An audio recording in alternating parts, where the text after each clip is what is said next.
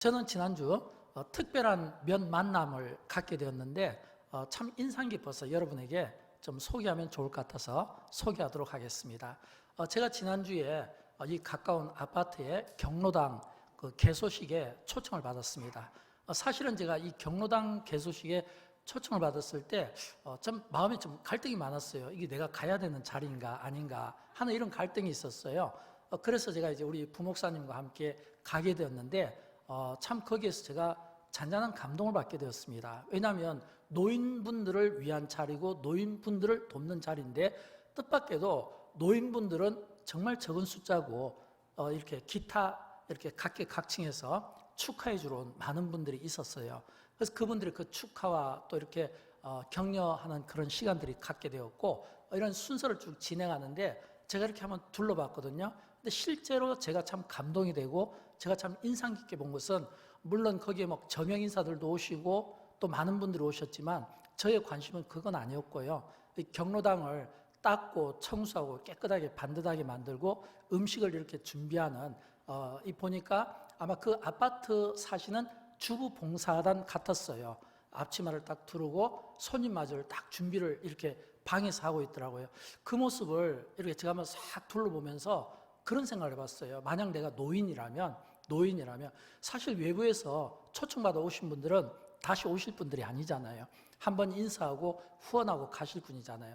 근데 앉아서 거기에서 이렇게 화장실을 청소하고 또 이렇게 문턱을 청소하고 안내하는 분들은 앞으로 계속 봉사를 하겠다는 의지를 가진 분들 아니겠습니까? 노인 입장에서 보면 그분들이 다 딸처럼 느껴질 것이고 또 실제로 그분들 가운데 며느리가 있을 것이고 또 손주가 있지 않겠습니까? 그래서 제가 그 봉사하는 모습과 거기에 있는 소수의 노인분들 입장에서 가만히 생각을 해보니까 참 아름다운 동행같이 제가 이렇게 마음에 그런 생각을 갖게 되었습니다.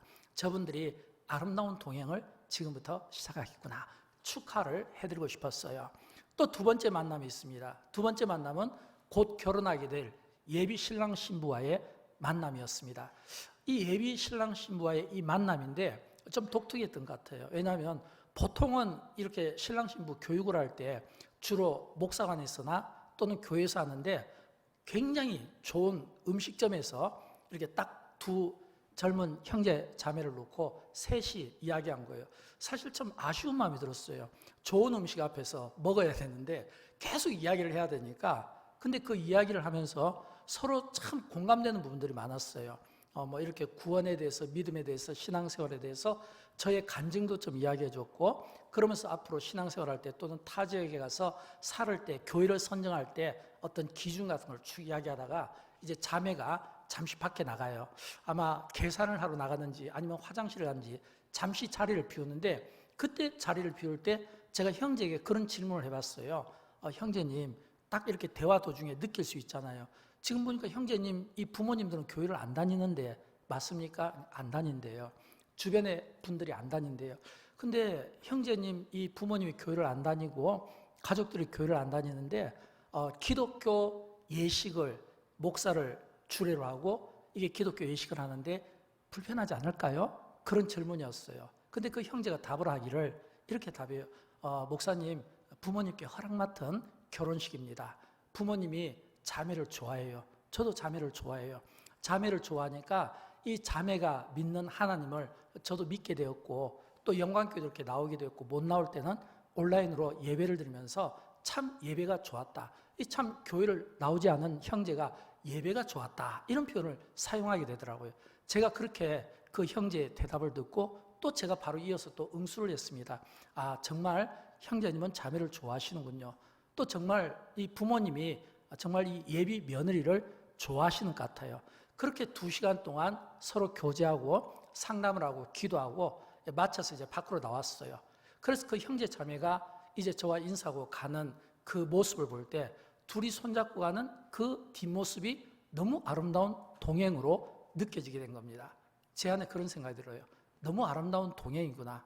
저분들의 저 신혼이 참 험한 세파 속에서 아름다운 동행이 되었으면 좋겠다.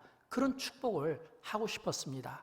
또 제가 이렇게 지난주에 또 이렇게 선교사들로부터 많은 편지를 받게 되었는데 특별히 이 아프리카에서 선교하는 두 분의 선교사 편지를 받고 마음이 좀 아프면서 한편으로는 감동이 되었어요.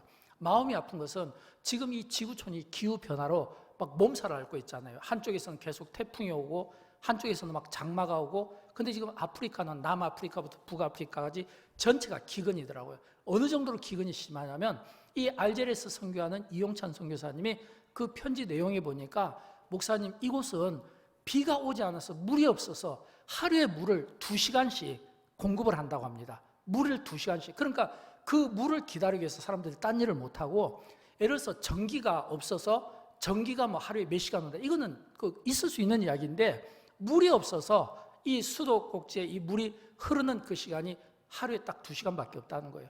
그래서 그 물을 기다리기도 하고, 그리고 이 물이 없으면 또 상대적으로 어떤 일이 일어납니까? 모기라든지 기생충들이 극성을 부리게 되고, 그래서 또 이게 보니까 이게 또 에스와니아 이쪽 선교사님 아들 같은 경우는 또 막 이 모기가 눈을 물어가지고 막 이렇게 눈이 막 이렇게 퉁퉁 부었더라고요. 이런 막 사진을 올리는 모습을 보게 되었거든요. 그런 모습을 보면서 참 마음 한편이 참 너무 안타까웠어요. 이렇게 주님의 일을 하고 선한 사역을 하는데 이 선교사들이 당하는 이 고난, 물이 없어서 당하는 이 고난을 보면서 마음이 안타까웠는데, 그러나 또 한편으로는 참 마음이 기뻤습니다. 왜냐하면 그럼에도 불구하고 그 사역을 감당하기 위해서 또 특징이 뭐냐면 둘 다 젊은 부부거든요. 양쪽에 다 젊은 부부예요. 근데 다 젊은 부부인데 이분들이 기쁨이 있더라고요. 그러면 여러분, 그 기쁨은 어떤 기쁨이겠습니까? 내가 선교사로서의 소명과 사명을 가지고 내가 주님의 일을 내가 감당해내고자 하는, 주님과 동행하는, 비록 물 때문에 어려움을 당하고 또는 어떤 벌레 때문에, 해충 때문에 어려움을 당하지만, 그러나 내가 주님과 함께 동행하는 그 기쁨을 제가 그 글을 통해서 간접적으로 보게 된 겁니다. 그러면서 제가 생각을 해봤어요. 우리가 참 우리가 살아가다 보면 우리의 모든 인생은 다 우리가 함께 더불어 살아가는 인생 아닙니까? 서로 다 동행할 수밖에 없는데, 그래서 이 동행의 가장 중요한 요소가 무엇인가, 이런 생각을 해봤어요. 여러분, 동행에서 가장 중요한 요소는 무엇일까요? 내가 누구와 동행하는가, 이거 아닐까요? 내가 누구와 동행하는가. 왜냐하면 나의 지금의 이 모습은 과거에 내가 누구와 동행했는가, 그 동행한 그 사람의 영향을 받기도 하고 영향을 주면서 오늘의 내가 세워졌거든요. 그러면 내가 그 동행한 사람의 영향을 받았다는 것은 언어의 영향을 받았을 것이고, 행동의 영향을 받았을 것이고, 또는 어떤 멘토링을 받았다면 또 내가 어떤 방침, 인생의 방향에 대한 영향을 받고 내가 이 자리에 서지 않았습니까? 그렇다면 오늘 우리가 혼자 살 수 없고 누군가와 함께 그러면서 영향을 받을 수밖에 없다면, 우리는 잠언에 있는 말씀을 다시 한번 우리가 깨닫는 것이 중요하다고 생각합니다.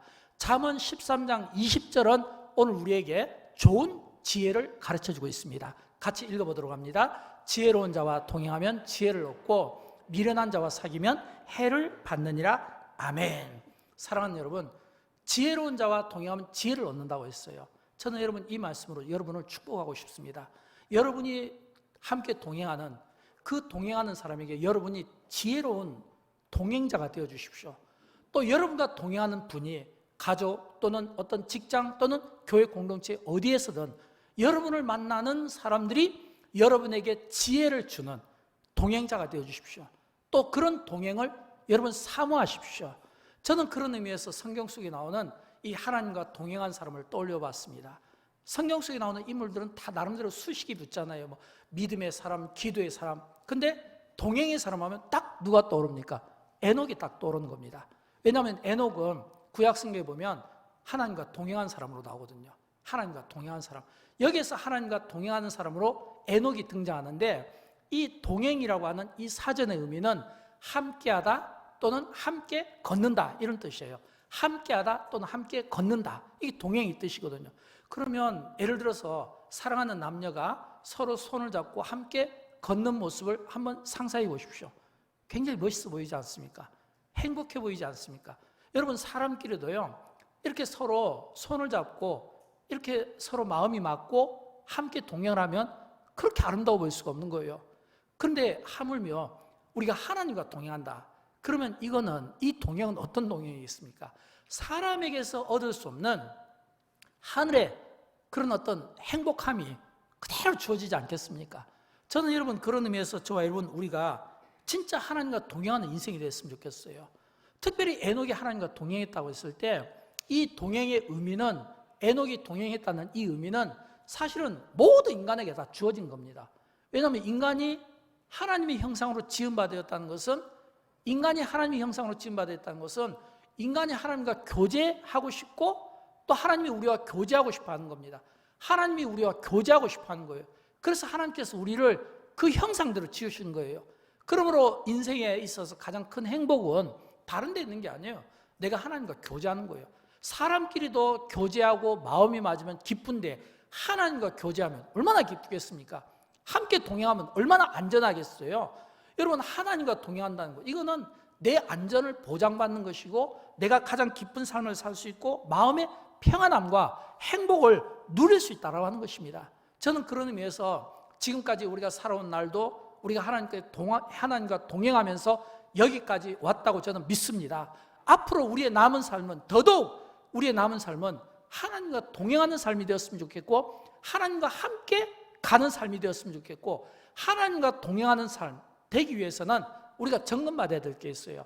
저는 세 가지 점검이 필요하다고 생각하는데 하나님과 동행하는 자의 이 세 가지 점검이 나의 삶 속에서 한번 점검되면 좋겠어요.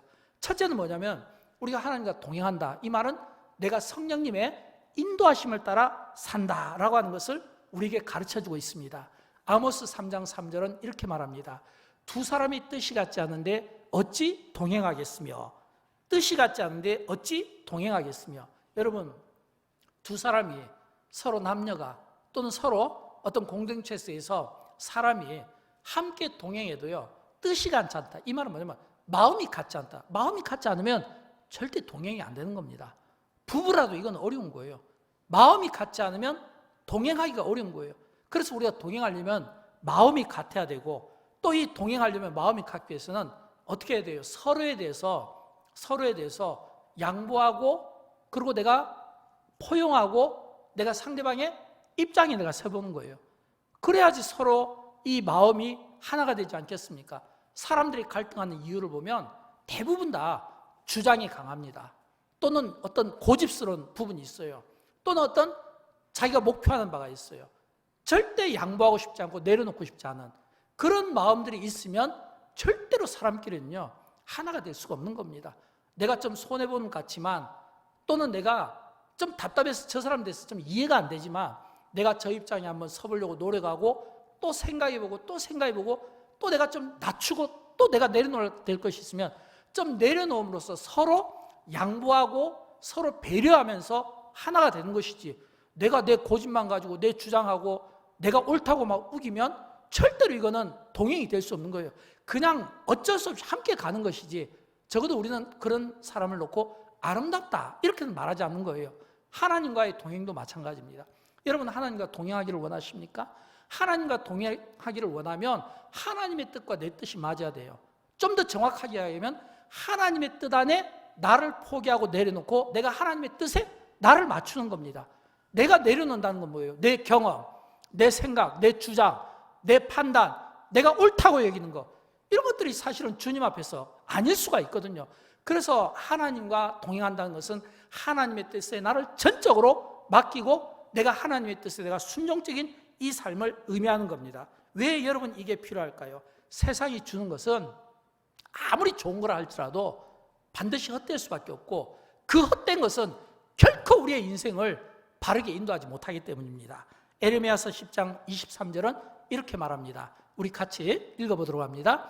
여호와여, 내가 알거니와 사람의 길이 자신에게 있지 아니하니 걸음을 지도함이 걷는 자에게 있지 아니함이니이다. 아멘. 여러분, 이 말씀은 우리의 인생을 인도하시고 우리의 걸음을 인도하시는 분은 하나님이시라는 겁니다. 사람이 아니에요. 어떤 환경이 아니에요. 하나님이시라는 거예요. 우리가 이 점을 반드시 인식하는 것이 중요합니다. 우리가 살아가는 이 세상은 어떤 시인의 표현에 의하면 광야와 같아, 또는 어떤 표현에 의하면 이게 항해와 같아, 이렇게 풍랑이 있는 이 항해를 하는 것과 같다, 이렇게 인생을 표현하는 거예요. 그렇다면 우리의 이 인생은 어떤 인생이겠습니까? 뭔가 우리의 인생이 나그네 길이고 순례자고 뭔가 고난과 어떤 외로움이 따르는, 어려움이 따르는 인생이라는 거예요. 그러나 그런 어려움이 따르는 인생이라도 내가 하나님과 함께 한다는 것은 어떤 일까요? 우리 보면 아이들이 이 아빠 말을 잘 듣는 이유가 있죠. 이 아이들이 아빠 말을 언제 잘 듣냐면 어릴수록 잘 듣습니다. 어릴수록. 예. 왜 어릴수록 잘 듣냐면 이 아이는 본인 스스로 약하다는 것을 알으니까 아빠가 이렇게 하면 안 돼, 이렇게 해야 돼. 아빠가 손을 잡으면 탁 이렇게 자기 손을 내밀거든요. 아빠가 자기의 손을 딱 끌어주기를 원하는 거예요. 이런 경우는 아빠 말을 잘 듣는 거예요. 저는 영적인 원리도 똑같다고 생각합니다. 우리가 많은 경우 어떤 주장하기보다는 주님이 말씀 있으면 노래 가사처럼 가기도 하고 또 말씀으로 멈추라면 멈추기도 하고 또 서라고 하면 또 설 수도 있고 또 가라 하면 또 갈 수도 있고, 근데 가고 서는 것이 내 뜻이 아니라 주님 뜻에 내가 순종하며 나아가리라. 이런 이 순종의 이 태도, 이게 뭐냐면 내가 하나님과 함께 할 수 있는 좋은 근거가 되는 겁니다. 사랑하는 여러분, 저는 우리가 정말 하나님과 동행하기 위해서는 성령님의 인도하심이 필요합니다. 내가 성령님의 인도하심을 따라 내가 간다는 것은 하나님의 뜻에 나를 맡기고 그 하나님의 그 뜻에 순종적으로 주님 말씀하시면 내가 나가겠습니다. 이런 이 순종적인 삶을 통해 항상 성령의 인도하심에 영적으로 민감하시고 그 성령의 인도하심에 순종으로 나아가는 가운데 여러분의 인생이 하나님과 함께 동행하기를 진심으로 축복합니다. 그 다음에 두 번째는 이 주님과 인격적인 교제를 나누는 삶입니다. 주님과 인격적인 교제. 여러분, 교제에서 가장 중요한 것은 소통인 거 아시죠? 우리 요즘 현대사회에서 가장 키워드 가운데 하나가 뭐냐면 소통이잖아요. 소통이 많이 강조되는 것은 그만큼 불통이기 때문에 그렇습니다. 소통이에요. 성령의 인도하심을 따라 산다는 것은 우리의 삶이, 예배와 기도의 삶이 잘 되어 있다는 뜻입니다. 반면에 우리가 주님과 인격적인 교제를 한다는 것은 우리가 주님과 교제할 때 소통이 잘 돼야 된다라고 하는 겁니다. 이 소통이 정말 중요한 거예요. 이 소통이 잘 된다는 이 의미는 어떤 의미일까요? 하나님과 내가 너무 교제가 쉽게 이루어진다는 겁니다. 근데 여러분 아십니까? 성경에 보면 하나님께서 자기 자신을 믿음의 사람들에게 표현할 때 때로는 전능자로, 때로는 창조주로, 때로는 어떤 주권자로, 권위로 하나님께서 말씀하시기도 하지만 때로는 아주 부드럽게 벗으로 또는 친구로, 마음에 맞는 자로 이렇게 표현하며 등장하는 사람들도 있습니다. 아브라함이 그렇잖아요. 여러분, 하나님께서 아브라함을 어떻게 표현했을까요? 하나님께서 아브라함을 야고보서 2장 23절을 보면 하나님의 벗이라고 이야기한 거예요. 하나님의 벗이라는 것은 뭐냐면 하나님의 아브라함을 벗으로 여겼다는 것은 이 서로 벗 가운데는 서로 속임이 없잖아요. 그리고 서로 무슨 일이든 알려주고 싶어 하잖아요. 그러니까 이 소돔 고모라 성이 막 멸망되기 직전에 하나님께서 창세기 보면 이 아브라함에게 그 소돔 성에 되어질 일을 숨기지 않고 이야기해 줬다는 겁니다. 그때 하나님께서 아브라함에게 뭐라고 이야기하냐면 아브라함아, 내가 하려는 것을 너에게 숨기겠느냐? 이 말은 너 나하고 벗인데 내가 도대체 너한테는 숨길 수 없겠다, 이거예요. 이게 벗의 관계인 겁니다. 또 그런가 하면 친구도 있잖아요. 모세는 하나님이 이 모세와 대면할 때는 어떻게 대면했냐면 친구처럼 대면한 겁니다. 출애굽기 33장 11절에 보면 사람이 자기의 친구와 이야기함 같이 여호와께서는 모세와 대면하여 말씀하시매 그랬거든요. 아브라함을 벗으로 또 모세를 친구처럼 대해주신 겁니다. 그러면 우리는 구약의 인물 가운데 왜 내 이름이 빠지지? 섭섭한 인물이 하나 나오게 되죠. 다윗입니다. 다윗. 그러면 여러분, 하나님께서 이 다윗은 어떻게 대해줬을까요? 아브라함을 벗으로 모세를 친구처럼 대면했다면 이 다윗은요, 사실 우리가 객관적으로 보면 실수도 많고 허물도 많잖아요. 그런데 실수도 많고 허물도 많은 이 다윗을 하나님이 어떻게 표현하냐면 사도행전 13장 22절에서 우리 같이 한번 읽어보도록 합니다. 내가 이새의 아들 다윗을 만나니 내 마음에 맞는 사람이라 내 뜻을 다 이루리라. 아멘. 여러분, 이 다윗이 실수도 많고 허물도 많아요. 그런데도 불구하고 하나님이 다윗을 내 마음에 맞는 사람이다. 여러분, 한번 여러분의 인간관계를 한번 생각해 보십시오. 여러분의 그 수많은 인간관계 속에서 진짜 내 마음에 맞는 사람이 몇이나 있을까요? 솔직하게 정직하게 말하면 우리가 많은 인간관계를 만난다고 해서 다 그들이 내 마음에 맞을 수는 없는 거예요. 그냥 좀 안 맞더라도 맞춰가는 거고 존중해 가는 거고 서로를 이해하고 배려하면서 그 공동체를 함께 세워나가는 거지, 실제로 살아가면서 내 마음에 맞는 사람이 그렇게 많겠습니까? 제가 생각할 때는 그렇지가 않아요. 사람끼리도요, 내 마음에 맞는다, 진짜 내 마음에 맞아, 너무 내 마음에 쏙 들어, 자랑 삼아서 이야기하는 사람은 그렇게 많지 않습니다. 근데 하물며 하나님께서 다윗을 내 마음에 맞는 사람이다, 내 뜻을 그를 통해 이루리라, 이건 여러분 기가 막힌 칭찬이거든요. 다윗이 왜 이런 칭찬이 가능했을까요? 바꿔 이야기하면 그만큼 다윗은 하나님과 교제를 많이 했다는 겁니다. 내 마음이 맞는다는 것은 결국 마음이 맞으면 소통이 잘 이루어지는 거고, 대화가 잘 되는 거고, 대화가 잘 되면 서로 주고받는 대화들이 많고, 그러다 보면 막 내 모든 이야기를 다 말할 수밖에 없잖아요. 이게 하나님이 다윗을 대하시는 겁니다. 다윗이 하나님께, 하나님 지금 블레셋이 쳐들어온다고 소문이 들리는데 내가 나가면 되겠습니까? 하나님께서 가라, 너가 치리라. 그러면 다윗은 순종하고 가는 거예요. 멈추라면 멈추는 거예요. 근데 여러분 아십니까? 이처럼 소통이 잘 되었던 이 다윗과 대조적인 또 한 인물이 있죠. 같은 동시대에 살았던, 서로 가까워야 될 사이가 진짜 먼 관계 있잖아요. 사울 왕이잖아요. 여러분, 이 사울 왕은 이 다윗과 너무 가까운 사이입니다. 왜냐하면 왕과 신하의 군신 관계가 이루어졌죠. 또 장인과 사이의 관계잖아요. 그러면 이 다윗이 사울 왕과 얼마나 친한 관계입니까? 그런데도 불구하고 다윗은 하나님의 마음에 맞는 자였어요. 그런데 사울은 하나님께서 버리셨어요. 성경은 왜 하나님께서 사울을 버리는가, 여기에 대해서 정확하게 우리에게 설명을 해주고 있습니다.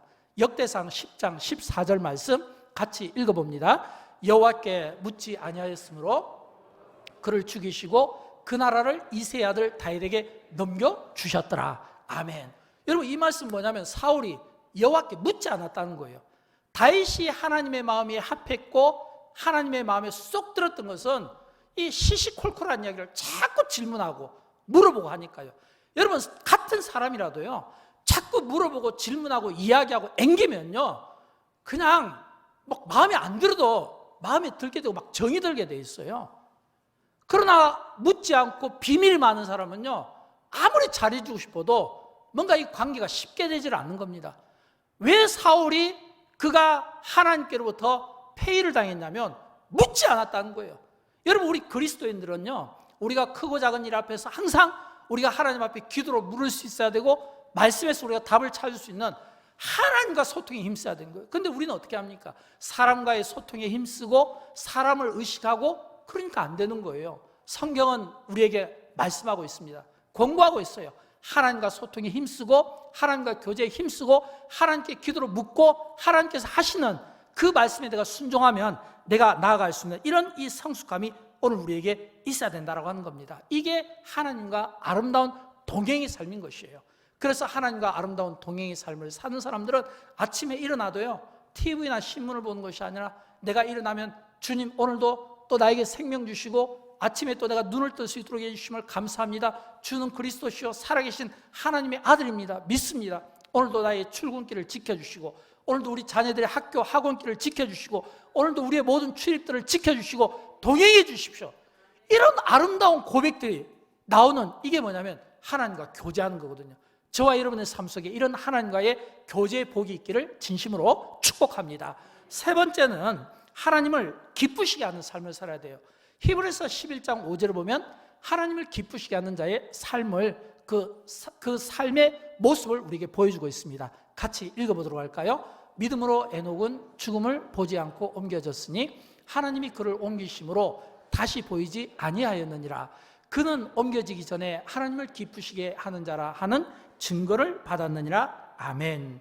에녹은 죽음을 보지 않고 하나님께서 직접 천국으로 데려간 겁니다. 이 말은 에녹의 승천은 오직 믿음만이 사망 권세를 이길 수 있다는 것을 우리에게 계시적으로 예표로 보여주신 사건입니다. 에녹이 하나님 나라에 옮겨지기 전에 성경은 이 에녹을 어떻게 평가하냐면 그가 하나님을 기쁘시게 하는 자라고 증거를 받았느니라. 이 증거는 리포트거든요. 이 말은 이 에녹의 이 리포트에 뭐라고 적혔냐면 그는 믿음으로 살았고 그는 하나님을 기쁘시게 하는 자였다. 근데 가만히 보면 우리가 성경에서 이 에녹의 삶 가운데 보면 특이한 사항이 없습니다. 특별히 드러낼 만한 삶이 없어요. 뭐 다윗처럼 골리앗을 돌멩이 하나로 이긴 것도 아니고, 그렇다고 모세처럼 막 이 홍해 바다를 갖다 가르면서 이스라엘 백성들을 인도한 것도 아니고, 어떻게 보면 굉장히 에녹은 평범한 삶을 살았어요. 다만 성경은 이 에녹의 삶을 통하여 그가 하나님을 기쁘시게 했다는 겁니다. 근데 여러분, 우리가 하나님을 기쁘시게 했다는 이 표현이 굉장히 중요한 거예요. 우리 장로교 교리문답, 소요리문답 제1문항에 보면 이런 질문이 있습니다.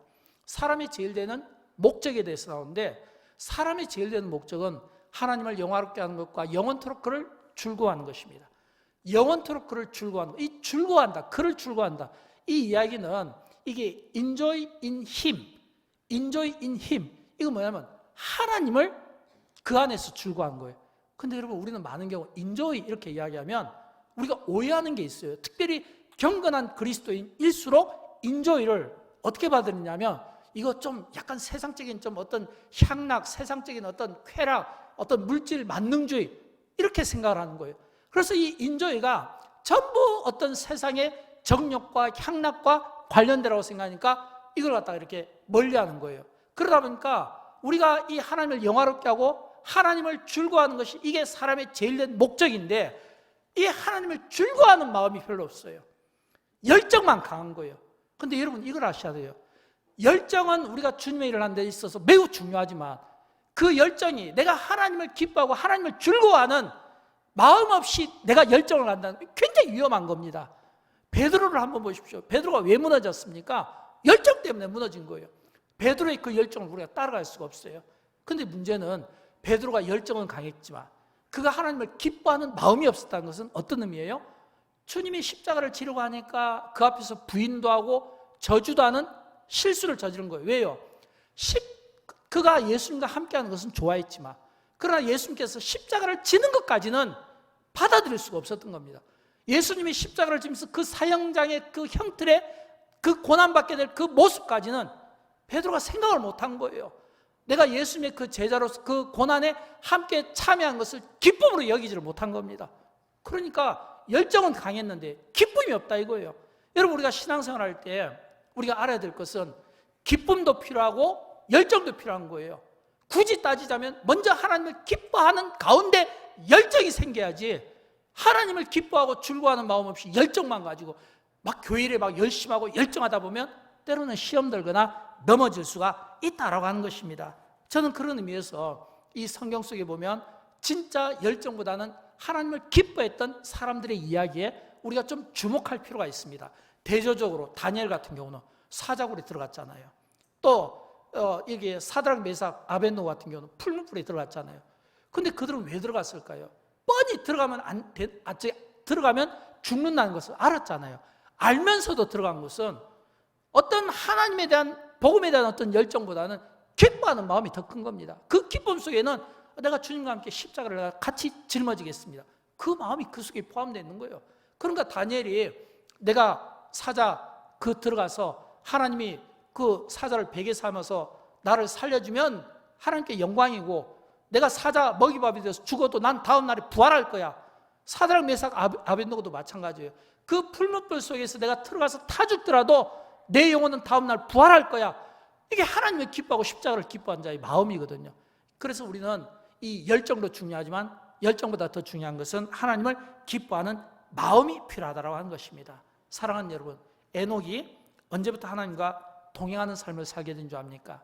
성경은 이 에녹이 하나님과 동행하는 삶을 살게 된 게 그가 무드셀라를 낳은 후부터라고 이야기하고 있습니다. 우리 같이 한번 창세기 5장 21절부터 23절까지 함께 읽습니다. 에녹은 무드셀라를 낳았고 무드셀라를 낳은 후 300년을 하나님과 동행하며 자녀들을 낳았으며 그는 365세를 함께 살았더라. 아멘. 여러분, 이 말씀은 에녹이 65세까지는 무드셀라를 낳기 전까지는 평범한 삶을 살았다는 겁니다. 그냥 평범한 삶이에요. 근데 평범한 삶을 살았는데 무드셀라를 낳은 후부터 그의 달라진 삶은 그가 하나님과 300년 동안 동행했다는 겁니다. 그러면 이 에녹의 삶에 이 무드셀라를 딱 낳았다는 이 의미가 그의 인생의 터닝 포인트에서 어떤 일이 있었을까요? 우리가 성경 속에 나오는 그 사람들을 보면 이름의 뜻이 있잖아요. 이름의 뜻. 이 무드셀라의 이름의 뜻을 보면 아마 이 에녹은 긴장했을 것 같아요.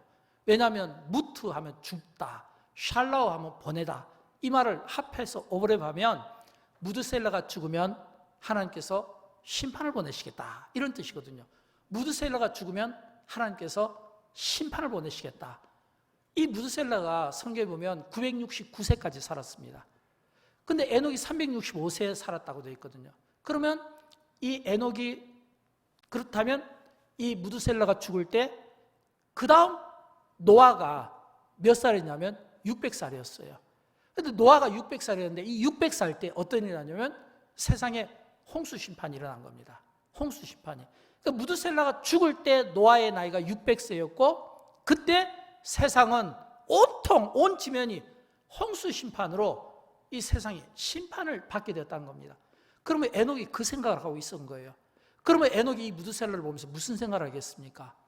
아, 이 아이가 죽으면 하나님이 심판을 하실 건데, 심판을 하실 건데, 그러면 심판을 하신다는 것을 이건 에녹은 이미 그 뜻을 알고 있잖아요.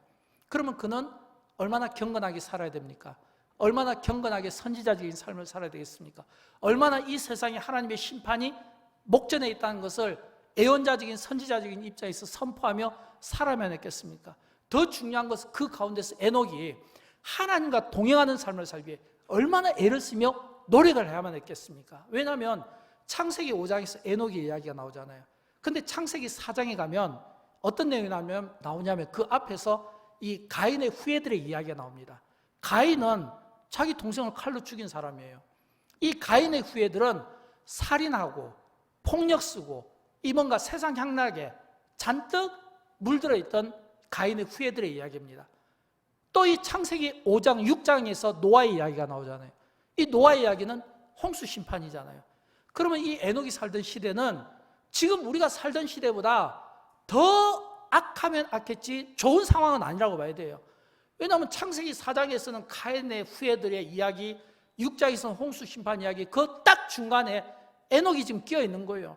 그러면 이 에녹의 삶이 얼마나 고달프겠습니까? 얼마나 힘들겠습니까? 그럼에도 불구하고 그가 하나님과 동행했다는 것은 어떤 의미예요? 세상 악과 세상 폭력과 세상 향락과 세상 유혹 속에서도 찬송가의 가사 보면 이런 가사 나오잖아요. 490장 3절에 보면 세상 풍조는 나날이 변하여도 나는 내 믿음 지키리니. 에녹이 딱 이 심정이었을 것 같아요. 세상 풍조는 나날이 변하여도 세상은 끊임없이 자꾸 나쁜 쪽으로 흐르고 악한 쪽으로 흐르고 변하고 변질되는 오염되는 가운데서도 에녹은 자기의 그 믿음을 지키기 위해서 무단히 노력했다는 겁니다. 비록 그가 골리앗과 다윗처럼 골리앗과 싸우지는 못했지만, 그가 모세처럼 이 광야에서 홍해바다를 가르지는 못했지만, 그 세상의 악과 더불어서 유혹받지 않고 넘어지지 않고 변질되지 않도록 자기 믿음을 지키면서 인내하며 하나님과 동행하기 위해서 얼마나 애를 썼을까, 그 생각을 해봐야 돼요. 그렇다면 여러분, 우리는 이 에녹이 하나님과 동행한 이 모습이 얼마나 아름다워 보입니까? 기가 막히게 아름다워 보이지 않겠습니까? 사랑하는 여러분, 하나님과 동행하는 자에게 주시는 축복이 있습니다. 성경은 어떤 축복을 약속하냐면 후손들이 복을 받는다고 했어요. 여러분, 에녹이 하나님과 동행하니까 그 후손들이 똑같이 하나님과 동행하는 은혜를 받게 됩니다. 그 인물이 바로 노아잖아요. 창세기 6장 8절부터 9절을 보면 나오는데 같이 읽어봅니다. 그러나 의인이요 당대의 완전한 자라 그는 하나님과 동행하였으며. 아멘. 여러분, 지금 노아가 하나님께 은혜를 입었다는 건 뭐냐면 하나님과 동행했다는 겁니다. 에녹이 하나님과 동행하니까 노아가 하나님과 동행했다는 거예요. 이게 은혜인 거예요. 저는 우리가 하나님 앞에서 주일을 성수하고 예배를 잘 드린다는 것은 오늘 우리의 이 예배를 우리 자녀들이 보면서 똑같이 그 부모를 통해서 예배를 잘 드리게 되고, 우리가 하나님과 이 악한 세대 가운데서도 동행한다는 것은 우리의 자녀들이 똑같이 부모를 보면서 우리가 자녀들이, 후손들이 하나님과 동행하는 겁니다. 그러므로 여러분, 내가 믿음 생활 잘하면 우리의 자녀들과 후손들은 자연스럽게 잘 될 수밖에 없는 거예요. 내가 하나님과 동행하면 자녀들은, 후손들은 자연스럽게 잘 될 수밖에 없는 거예요. 에녹이 하나님과 동행하니까 노아가 하나님께 동행하는 은혜를 입었더라 라고 이야기하지 않습니까? 그렇다면 우리는 결론적으로 그 은혜의 장소가 어디가 되어야 될까요? 어디가 그 은혜의 장소가 되어야 될까요? 그 은혜의 장소는 교회가 되어야 됩니다. 교회. 하나님께서 이 세상에 교회를 두신 것은 이 교회가 오늘 이 마지막 시대의 방주와 같은 역할을 감당하며 이 교회 속에서 고립되어 있고 외롭고 상처받고 치유가 필요한 모든 사람들을 품고 이 교회에서 아름다운 동행의 길을 하나님 나라에 갈 때까지 하나님과 동행하면서 동시에 이 땅에서 그 교제의 축복을 누릴 수 있는 그 장소로 우리에게 주신 게 교회라고 하는 겁니다. 여러분, 영광교회가 표어이 뭐죠? 영광교회 표어는 함께 즐거워하고 함께 울라잖아요. 함께 즐거워하는 거. 이 말은 오늘 즐거워할 일에 대해서 우리 성도들이 함께 즐거워하고 또 함께 슬픈 일을 당했을 때 함께 또 슬퍼해 줄 수 있는 이런 건강한 교회 공동체, 이런 이 공동체를 주님이 꿈꾸고 있고 주님이 꿈꾸고 주님이 찾는 그 건강한 교회 공동체를 찾고 싶어 할 때 바로 영광교회가 이런 아름다운 이 건강한 이 교회 공동체를 보여줄 수 있어야 되지 않겠습니까? 저는 어제 이제 영광교회가 우리 장로님도 기도해 주셨지만 어제 새가족 우리 그 환영식 때 너무너무 감동이 되고 은혜를 많이 받았어요. 사실은 제가 그 사진을 못 찾았는데 제가 은혜를 받은 것은 제 아내하고 둘이 다 교회를 가는데 보니까 이 주차장에 우리 장로님들이 다 이렇게 100% 출석해서 장로님들이 꽃길을 만들어 주더라고요. 장로님들 또 우리 구역장님들 또는 이렇게 교회 안내위원들이 주차장에서부터 딱 들어온 분들을 환영하고 또 안에서는 또 우리 목사님이 찬양으로 또 인도하고 또 이제 나중에 제가 또 이제 영광교회 또 2020, 2030 비전을 또 소개할 때 또 성도들의 동의를 얻게 되고 무엇보다도 이렇게 새로 오신 분들에게 한 분 한 분 다 제가 일일이 소개하고 또 박수치고 또 환영하고 그리고 여기에 참석한 분들은 전부 관련된 분만 참석했어요. 우리 본교 성도들이 다 올 수는 없잖아요. 그래서 그 이번에 어제 초대된 우리 새가족 거기에 합한 우리 구역장님 또 우리 기관장 또는 우리 어떤 그 이렇게 관계된 분들만 이 테이블에 이렇게 앉았는데 뭐 이렇게 너무 좀 꽉 찼어요. 뭐 빈자리도 없었고 그리고 이 자리가 정말 감사했던 것은 이렇게 새가족을 놓고 옆에서 이렇게 식사하고 교제를 하는데 이 불편해하지 않도록 여러분 우리가 새로운 장소에 가면 제일 이게 힘든 게 뭐냐면 불편하잖아요. 어색하잖아요. 근데 우리 성도님들이 불편하지 않도록 어색하지 않도록 그래도 이렇게 도와주려고 노력하는 그 모습을 보면서 참 제가 하나님 앞에 얼마나 감사한지 모릅니다. 사랑하는 여러분, 이런 모습은 사실은 이게 하늘에서 볼 수 있는 모습이지 이 땅에서 보기는 어렵습니다. 하늘에서 우리가 보게 되는 그런 영광스러운 모습을 영광교회가 또 우리 믿음의 성도들이 이웃초청주일 이런 잔치들을 통해서 이 땅에서 조금씩 그 천국을 보여주는 예표로서 거룩하게 쓰임받기를 바라는 마음이 있는 것입니다. 사랑하는 여러분, 저는 소원합니다. 영광교회가 이번에도 이웃초청주일을 갖게 되는데 정말 하나님 앞에 기쁘게 감사하게 생각하고 하나님이 찾으시는 한 사람, 그 한 영혼이 살펴보면 바로 내 가족이 되는 겁니다. 내 이웃이 되는 겁니다. 직장 동료가 되는 겁니다. 그 한 사람을 찾아 나갔던 그 주님의 그 마음을 우리가 기억하고 오늘도 하나님께서 영광교회를 통해서 또 마지막 시대의 방주처럼 쓰임받게 하시고 마지막 시대에 그처럼 찾고 싶어하는 목말라 하는 그런 그 교회의 모습을 우리가 만들어서 많은 영적으로 인생의 방황을 하는 분들이 영광교회를 통해서 인생의 그 방황과 이제 종지부를 찍게 하시고 또 신앙생활의 방황도 그 종지부를 찍게 하시고 이곳에서 하나님을 찬양하고 하나님을 기뻐하고 하나님을 경배하는 이런 아름다운 신앙 공동체를 우리 주님 오시는 그날까지 이 땅에서 함께 세워나가기를 주님의 이름으로 축원드립니다. 우리 함께 일어나실까요? 함께 찬양할 텐데 오늘 찬양은 말씀 앞에서 이 찬양 가사에 보면 정말 주님이 찾으시는 그 한 사람 영혼이 나오는데 그 한 사람을 위해서 영광교회가 쓰임을 받고 저와 여러분이 쓰임을 받는 이런 아름다운 고백들이 여러분 찬양 가운데 있기를 진심으로 축복합니다.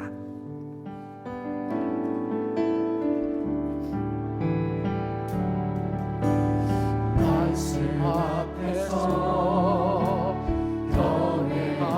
연애함으로 주께 홀로 섭니다. 생명의 말씀 읽고 순종해 주를 예배합니다. 기록된 말씀 힘이 있어서 진리로